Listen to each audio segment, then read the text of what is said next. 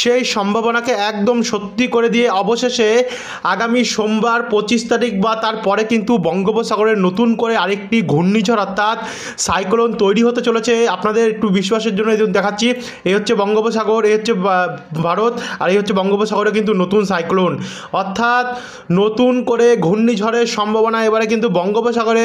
আপনাদেরকে দেখাবো এই ঘূর্ণিঝড় কোথায় গিয়ে আছড়ে পড়তে পারে, অর্থাৎ এর গন্তব্যস্থল কোথায় থাকবে এবং কত কিলোমিটার গতিবেগে ঝড়ো হাওয়া বইতে পারে, এর ফলে কোন কোন জেলায় এর প্রভাব বেশি পড়বে। তো ভিডিওটিকে কিন্তু বন্ধুরা আপনারা বিনা স্কিপ করে শুরু থেকে শেষ অবধি পুরো একদম দেখতে থাকুন, সমস্ত কিছু আপডেট আপনাদেরকে আমরা জানাবো। তো চলুন বন্ধুরা ভিডিওটিকে শুরু করা যাক। তো কবে থেকে তৈরি হচ্ছে দেখুন, আমরা দেখতে পাচ্ছি আগামী সোমবার 25 তারিখ এই মধ্য পূর্ব সংলগ্ন আমরা দেখতে পাচ্ছি বঙ্গোপসাগরে, যেখানে কিন্তু আমরা এই ঘূর্ণিঝড়টাকে দেখতে পাচ্ছি। আর শুধু এই নয়, দেখুন পরপর জোড়া এই দিকটা, তো এটা তো আমরা ধরলাম না, কারণ এটা ভারত মহাসাগরে যেহেতু রয়েছে তার জন্য এটাকে আমরা ধরলাম না, এটা এদিকে চলে গেছে। কিন্তু এইটা কিন্তু আমরা দেখতে পাচ্ছি বেশ আকার ধারণ করেছে। একবার যদি আমরা এর গতি দেখি সর্বোচ্চ ঝাপটা মোড়ে, তাহলে কিন্তু আমরা দেখতে পাচ্ছি 85-87 কিলোমিটার প্রতি ঘন্টায়। একবার যদি আমরা বায়ুমোট দেখি, বায়ুমোট বলছে 70 কিলোমিটার, 71 কিলোমিটার, 65 কিলোমিটার উঠলেই কিন্তু ঘূর্ণিঝড়ে পরিবর্তন হয়ে যায় গিয়ে সেখানে 71 কিলোমিটার, মানে ঘূর্ণিঝড়ে কিন্তু এটা 100% সম্ভাবনা রয়েছে।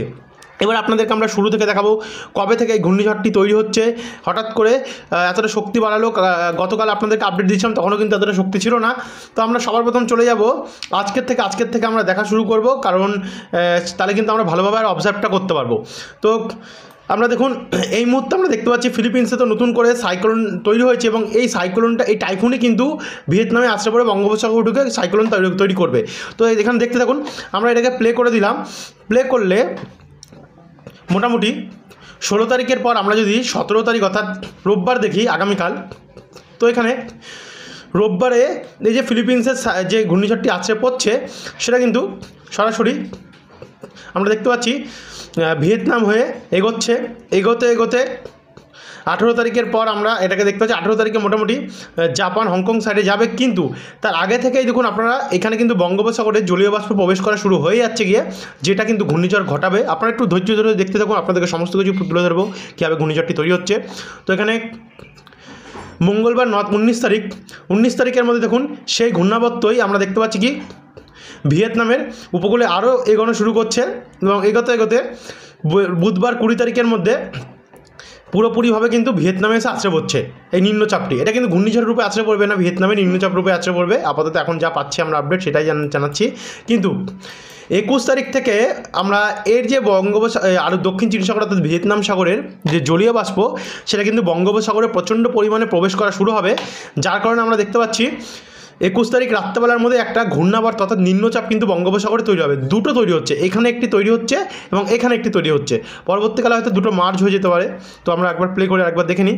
তো এখানে শুক্রবার 22 তারিখের মধ্যে প্রথমটা যেটা আছে সেটা কিন্তু চলে যাচ্ছে এদিকে, এবং দ্বিতীয়টা কিন্তু আস্তে আস্তে করে উত্তর পূর্ব দিক বরাবর এগোনো শুরু করছে। উত্তর পূর্ব দিক বরাবর এগোলে কিন্তু আমরা বাংলার দিকে যেতে দেখবো, আর উত্তর পশ্চিম দিক বরাবর এগোলে বাংলার দিকে যেতে দেখবো। আর যদি উত্তর পূর্ব দিক বরাবর এগোয় তাহলে কিন্তু মায়ানমার বা বাংলাদেশ উপকূলে পড়তে পারে। যেহেতু উত্তর পশ্চিম দিক এগোচ্ছে তার কারণে এটা বাংলায় যাওয়ার চান্সটা এখনও অবধি দেখতে পাচ্ছি আমরা। মোটামুটি শুক্রবার 22 তারিখ এবং শনিবার 23 তারিখের মধ্যেই মেন সিচুয়েশান তৈরি হচ্ছে, যেখানে কিন্তু এটি ঘূর্ণাবর্ত রূপ নিচ্ছে এবং শক্তিশালী ঘূর্ণাবর্ত রূপ নিচ্ছে। 23 তারিখ রাত্রেবেলার পর আমরা যদি রোববার 24 তারিখ রাত্রেবেলা দেখি, সে সময় কিন্তু পুরোপুরিভাবে সেপারেট হয়ে গেল এই ঘূর্ণাবর্ত থেকে, দেখতে পাচ্ছেন এই সাইক্লোন থেকে। আগে এটি সাইক্লোনে পরিণত হবে, পরে এটা কিন্তু আস্তে আস্তে করে সাইক্লোনে পরিণত হবে, এবং 24 তারিখের মধ্যে এটি সেপারেট হয়ে গিয়ে সে আরও কিন্তু শক্তি বাড়ানো শুরু করছে এবং নিজের মতন আরও জলীয় বাষ্প টেনে আরও এগোনো শুরু করছে। এবং 24 তারিখ রাত্রেবেলার মধ্যে আমরা এটাকে সাইক্লোনে পরিণত হতে দেখতে পাচ্ছি। এবং আপনাদের কাছে একটা কোশ্চেন, এই যে সাইক্লোন এটার নাম কী হবে অবশ্যই কিন্তু কমেন্ট বক্সে কমেন্ট করে জানাতে ভুলবেন না। দেখি আপনারা কয়জন মনে রেখেছেন। আমরা তো জানি, আপনাদেরকে আমরা পরে আপডেটগুলোতে জানিয়ে দেবো, কিন্তু আপনারা দেখি কারা এর মনে রেখেছেন কী নাম এই সাইক্লোনটির। তো এখানে আমরা 80 কিলোমিটার প্রতি ঘন্টায় বায়ুর ঝাপটা মোটে দেখতে পাচ্ছি, 24 তারিখ রাত্রেবেলা উঠবে, অর্থাৎ রোববারে। আর বায়ুমোডটা তখন যদি দেখি, বায়ুমোড বলছে ওই 70 কিলোমিটারই থাকবে, মানে সে মোটামুটি 24 তারিখেই কিন্তু এটি ঘূর্ণিঝড় রূপে আখ্যা পেয়ে যাবে, অর্থাৎ 24 তারিখে এটি ঘূর্ণিঝড়ে কিন্তু বন্ধুরা পরিণত হয়ে যাবে গিয়ে। এখন দেখার কথা এটা যাবে কোথায়, তো তার জন্য আমাদেরকে আবার বায়ুর ঝাপটা মোড যাচ্ছি। বায়ুর ঝাপটা মোড গেলে 25 তারিখের মধ্যে এটি দেখুন উত্তর পশ্চিম দিক বরাবর কিন্তু ক্রমশ এগোচ্ছে, আর যা আপডেট পাচ্ছি এই দিক বরাবর কিন্তু এগোচ্ছে, অর্থাৎ এই দিক বরাবর এগোলে এটা আমরা যা দেখতে পাচ্ছি দেখুন, এই দিক বরাবর এগোলে কিন্তু এটা কিন্তু চলে যেতে পারে সিধা উড়িষ্যা, অন্ধ্র অথবা বাংলা পশ্চিমবঙ্গ, কারণ ধার ঘেঁচিয়েও কিন্তু এটি যেতে পারে। যেহেতু এখনও অবধি এটা 100% কোনো কনফার্মেশন পাওয়া যাচ্ছে না কোথায় কী হবে কি না হবে, তার জন্য এটা সম্বন্ধে আরও বিস্তারিত কমেন্ট করা আমাদের পক্ষে উচিত নয়। এখন আমাদেরকে প্রতিনিয়ত এটার উপর অবজার্ভ করতে লাগবে, দেখবো যে কী হচ্ছে কি না হচ্ছে, প্রত্যেকটা পরিবর্তন আমরা এটা কিন্তু দেখবো এবং আপনাদের কাছে তুলে নিয়ে আসবো। তো আপাতত আমরা যেটা জানছি যে নতুন করে সাইক্লোনের সম্ভাবনা যেটা জানা যাচ্ছিল মাসের শেষে হবে, সেটা কিন্তু মিথ্যে উড়িয়ে দেওয়া যাচ্ছে না। এটা কোন মডেলে আমরা দেখলাম, এটা কিন্তু আমরা সম্পূর্ণটা দেখলাম বন্ধুরা জিএফএস মডেল। এবারে যদি আমরা ইসিএমডব্লিউএফ মডেল দেখি, তাহলে কিন্তু ইসিএমডব্লিউএফ মডেল বলছে যে ঘূর্ণাবর্ত তৈরি হচ্ছে, তবে 25 তারিখে এটি ঘূর্ণিঝড়ে পরিণত হচ্ছে না। 25 তারিখের মধ্যে এটি শক্তিশালী ঘূর্ণাবর্তে পরিণত হচ্ছে, ঘূর্ণিঝড়ে পরিণত হচ্ছে না। তবে মানে যেটা 23 তারিখে দেখাচ্ছে জিএফএস মডেল, সেটা ইসিএমডব্লিউএফ মডেল 25 তারিখে দেখাচ্ছে, মানে শক্তিশালী একটা ঘূর্ণাবর্ত থেকে সাইক্লোন তৈরি হওয়ার দিকে সম্ভাবনা রয়েছে। আর এদিকে দেখুন এইটাও কিন্তু তৈরি যে হচ্ছে সেটাও কিন্তু ইসিএমডব্লিউএফ মডেল দেখিয়ে দিচ্ছে, মানে এই একটা এই দুটো নিয়ে এই পরিস্থিতি। আর জিএফএস মডেল তো সরাসরি দেখিয়ে দিচ্ছে যে ঘূর্ণিঝড় তৈরি হয়ে গেছে গিয়ে বঙ্গোপসাগরে, এবং এর যে ঘূর্ণিঝড়ের গতি সেটা কিন্তু 80 থেকে 90 কিলোমিটার প্রতি ঘন্টায় হয়ে গেছে গিয়ে। তো এই হচ্ছে আগামী কয়েকদিনের আপডেট, একদম ঘূর্ণিঝড়ের বিস্তারিত আপডেট আপনাদেরকে কিন্তু বন্ধুরা আমরা তুলে ধরলাম। এখন দেখার কথা এটাতে কতটা বৃষ্টি হবে। একবার যদি বজ্রবিদ্যুৎ মোডে যাই তাহলে দেখতে পাচ্ছেন বজ্রবিদ্যুৎ মোড বলছে যে বেশ ভয়ঙ্কর কিন্তু পরিমাণ বৃষ্টি নিয়ে এটি এগোতে পারে। 70-80 মিলিমিটার বৃষ্টি শুরুতে যখন সাগরে থাকছে একটুখানি অনেকটাই দূরে উপকূল থেকে, তখনই যখন এগোবে তখন কিন্তু আরও এর শক্তি বাড়তে পারে এবং তার ফলে এটাতে কিন্তু আরও বৃষ্টির পরিমাণও বাড়তে পারে। তো এবারে আমরা সরাসরি দেখে নেব এখানে উপগ্রহ চিত্র। একবার যদি আমরা উপগ্রহ চিত্র আজকে দেখি, আমরা উপগ্রহ চিত্র বলছে এখন কি কন্ডিশন দেখুন, এখন কিন্তু বাংলার আবহাওয়া পুরোপুরিভাবে পরিষ্কার রয়েছে, আর বেঙ্গালুরু এই সাইডটাতেও কিন্তু আবহাওয়া পুরোপুরিভাবে পরিষ্কার রয়েছে, পরিষ্কার রয়েছে কেন মেঘলা রয়েছে, তবে বৃষ্টির যে সম্ভাবনা সেটা কিন্তু অতটা নেই। তবে শুধু পাদুচেরি এবং তুরুচি এই জায়গাটাতে একটু আমরা দেখতে পাচ্ছি কি বৃষ্টি মেঘের সঙ্গে বৃষ্টি হতে পারে।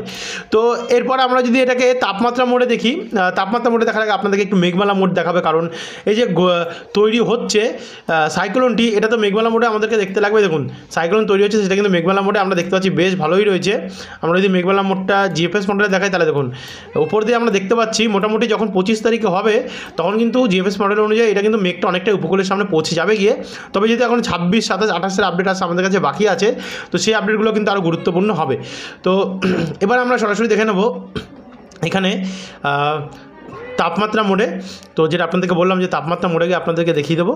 তো তাপমাত্রা মোড বলছে এখানে টেম্পারেচার কিন্তু আগামী দিনে টেম্পারেচার কিছুটা বাড়বে, যেহেতু ঘূর্ণিঝড় আসছে তার জন্য কিন্তু টেম্পারেচার বাড়বে, এটা জানা কথাই গরম হওয়ার ফলে।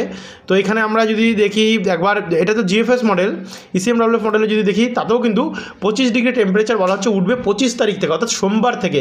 মানে এই টেম্পারেচার বাড়াটাই কিন্তু মনে করিয়ে দিচ্ছে যে বলে দিচ্ছে যে কতটা আপনার গরমটা পড়তে পারে রাত্রবেলার টেম্পারেচারে।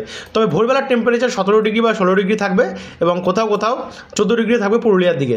যেহেতু এখন শীতের সময়, এই সময়টা উত্তরে হাওয়া চলে, তার জন্য কিন্তু বাংলার দিকে ঘূর্ণিঝড়টি আছড়ে পড়ার চান্সটা আমরা অতটা বলছি না, কারণ এটা কিন্তু বেশিরভাগ 100% এই সময়কার ঘূর্ণিঝড় বা সাইক্লোনগুলো আছড়ে পড়ার সম্ভাবনা থাকে অন্ধ্র অথবা অন্ধ্র অথবা উড়িষ্যা উপকূল অথবা এখানে আমরা তামিলনাড়ু উপকূলে।